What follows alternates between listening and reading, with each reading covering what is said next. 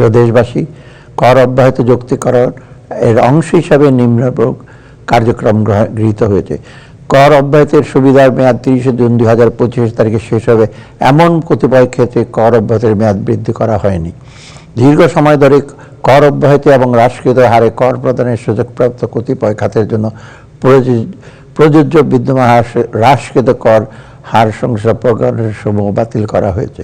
তবে এসব কাজে জড়িত প্রান্তিক পর্যায়ের খামারি এবং উদ্যোক্তাগণকে উৎসাহ প্রদানের জন্য এই সকল খাততে প্রাপ্ত অনধিক 5 লক্ষ টাকা পর্যন্ত আয় কর মুক্ত রাখা হয়েছে।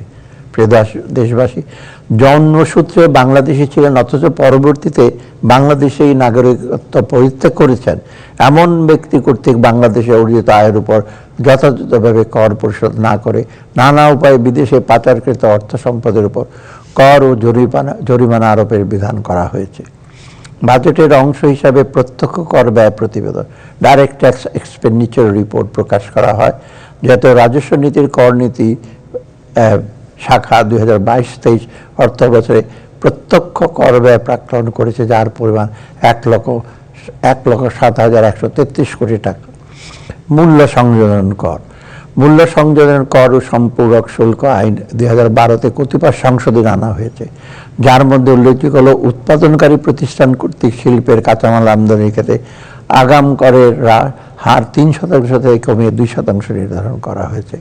বাণিজ্যিক আমদানিকরণের ক্ষেত্রে আগাম কর 5%-এর পরিবর্তে 7.5% নির্ধারণ করা হয়েছে।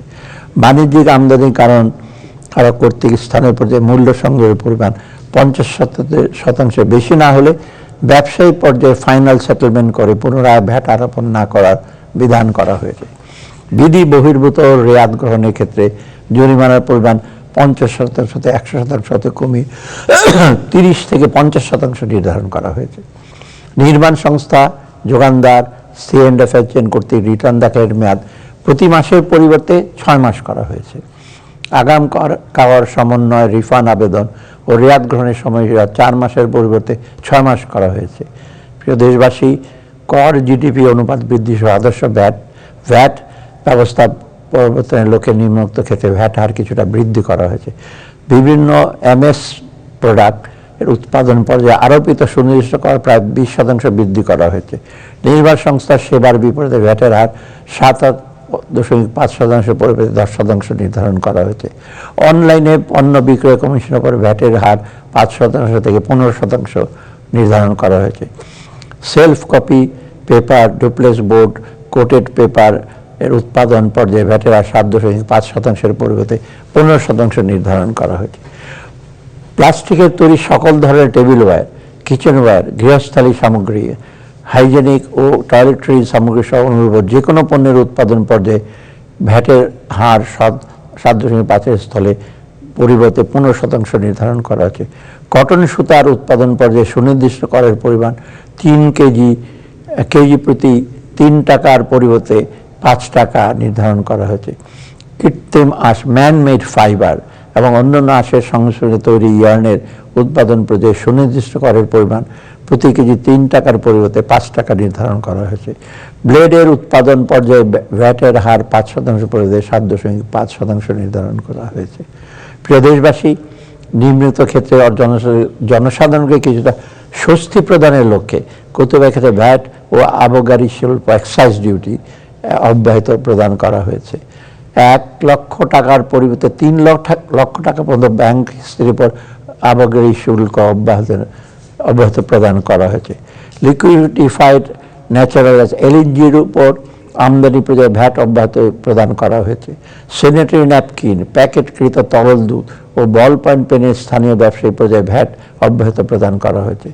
22 ইঞ্চির পরিবর্তে 30 ইঞ্চি পর্যন্ত কম্পিউটার মনিটরিংয়ের সব উৎপাদন ও ব্যবসায়ী পর্যায়ে ভ্যাট অব্যাহত প্রদান করা হয়েছে। নিম্নোক্ত ক্ষেত্রে সম্পূরক শুল্ক হার আরোপ, হ্রাস অথবা বৃদ্ধি করা হয়েছে। বাণিজ্যিক আমদানি কারক কর্তৃক সিগারেট পেপার আমদানির ক্ষেত্রে সম্পূরক শুল্ক হার 150%-এর পরিবর্তে 300% করা হয়েছে। OTT বা ওভার দ্য টপ প্ল্যাটফর্ম সেবার সংজ্ঞা প্রদানপূর্বক এর উপর 10% সম্পূরক শুল্ক আরোপ করা হয়েছে। সকল ধরনের আইসক্রিমের উপরে সম্পূরক শুল্ক 10% পরিবর্তে 5% নির্ধারণ করা হয়েছে। প্রিয় দেশবাসী, রাজস্ব আদায় বৃদ্ধি, দেশীয় শিল্পের বিকাশ এবং জনস্বার্থের নিম্নোক্ত বিধান করা হয়েছে। হাসপাতাল বেড উৎপাদনে ব্যবহৃত প্রয়োজনীয় উপকরণ ও খুচরা যন্ত্রাংশ আমদানি স্থানীয়ভাবে ক্রয়ের ক্ষেত্রে সমুদায় ভ্যাট 30 জুন 2030 পর্যন্ত খ্রিস্টাব্দ পর্যন্ত অব্যাহত প্রদান করা হয়েছে। এপিআই অ্যাক্টিভ ফার্মাসিউটিক্যাল ইনগ্রেডিয়েন্টস উৎপাদনের ক্ষেত্রে উৎপাদন পর্যায়ে ভ্যাট অব্যাহত সুবিধা মেয়াদ 30 জুন 2030 খ্রিস্টাব্দ পর্যন্ত বৃদ্ধি করা হয়েছে। মোবাইল ফোন উৎপাদন ও সংযোজনের ক্ষেত্রে বিদ্যমান ভ্যাট অব্যাহত সুবিধা কিছুটা হ্রাসপূর্বক মেয়াদ 30 জুন 2027 খ্রিস্টাব্দ পর্যন্ত বর্ধিত করা হয়েছে। এলপিজি সিলিন্ডারের স্থানীয় পর্যায়ে উৎপাদন পর্যায়ে বিদ্যমান ভ্যাট অব্যাহত সুবিধা কিছুটা হ্রাসপূর্বক অব্যাহত মেয়াদ 30 জুন 2027 খ্রিস্টাব্দ পর্যন্ত বর্ধিত করা হয়েছে। ওয়াশিং মেশিন, মাইক্রোওয়েভ ওভেন ও ইলেকট্রিক ওভেনের উপর স্থানীয় উৎপাদন পর্যায়ে বিদ্যমান ভ্যাট অব্যাহত সুবিধা কিছুটা হ্রাসপূর্বক অব্যাহত মেয়াদ 30 জুন 2030 খ্রিস্টাব্দ পর্যন্ত বর্ধিত করা হয়েছে। সাধারণ আইসিইউ, অ্যাম্বুলেন্স সহ হাইব্রিড ও ইলেকট্রিক ভেহিকেলকে 30 জুন 2030 খ্রিস্টাব্দ পর্যন্ত শর্ত সাপেক্ষে ভ্যাট অব্যাহত প্রদান করা হয়েছে। সাবান ও শ্যাম্পুর কাঁচামাল, লেপজা এবং এসএলইএস এর স্থানীয় উৎপাদনের ক্ষেত্রে ভ্যাট অব্যাহত সুবিধা কিছুটা হ্রাসপূর্বক অব্যাহত মেয়াদ 30 জুন 2027 খ্রিস্টাব্দ পর্যন্ত বর্ধিত করা হয়েছে। লিথিয়াম ও গ্রাফিন ব্যাটারি উৎপাদনের ক্ষেত্রে উৎপাদন পর্যায়ে 30 জুন 2027 সাল পর্যন্ত সমুদায় মূল্য সংযোজন কর এবং 1 জুলাই 2028 থেকে 30 জুন 2030 পর্যন্ত 5% অতিরিক্ত ভ্যাট অব্যাহত প্রদান করা হয়েছে। ই বাইকের স্থানীয় উৎপাদনের ক্ষেত্রে 5% অতিরিক্ত ভ্যাট 30 জুন 2030 খ্রিস্টাব্দ পর্যন্ত অব্যাহত প্রদান করা হয়েছে। রেফ্রিজারেটর, ফ্রিজার, এয়ার কন্ডিশনারের কম্প্রেসার উৎপাদনের জন্য কতিপয় প্রয়োজনীয় উপকরণ আমদানির ক্ষেত্রে আমদানি পর্যায়ে সম্পর্ক 30 জুন 2028 খ্রিস্টাব্দ পর্যন্ত অব্যাহত প্রদান করা হয়েছে। Sterile, surgical catgut, surgical suture, lifts and skip hoist, set top box এবং বল পয়েন্ট কলম আমদানি পর্যায়ের ভ্যাট অব্যাহত প্রত্যাহার করা হয়েছে। আমদানি ও রপ্তানি শুল্ক। প্রিয় দেশবাসী, 2025-26 অর্থ বছরের বাজেট আমদানি শুল্ক কর বিষয়ে গুরুত্বপূর্ণ প্রস্তাবসমূহ উপস্থাপন করছি। বিদ্যমান শুল্ক কর কাঠামো পুনর্বিন্যাস। আগামী অর্থ বছরে বিদ্যমান 6 স্তর বিশিষ্ট শুল্ক কাঠামো পুনর্বিন্যাস করে এটি নূতন স্তর 3% যুক্ত করার প্রস্তাব করা হয়েছে। একই সাথে আমদানি পর্যায়ে 12 স্তর বিশিষ্ট সম্পূরক শুল্কের পাশাপাশি নতুন একটি সম্পূরক শুল্ক হার 40% নির্ধারিত প্রস্তাব করা হয়েছে। তবে সর্বসাধারণের সুবিধার্থে নিত্য প্রয়োজনীয় পণ্য, প্রধান খাদ্যদ্রব্য, সার, বীজ, জীবন রক্ষাকারী ঔষধ এবং তুলা সহ আরও কতিপয় শিল্পের কাঁচামালের ক্ষেত্রে বিদ্যমান শূন্য শুল্ক হার অপরিবর্তিত রাখার প্রস্তাব করছি।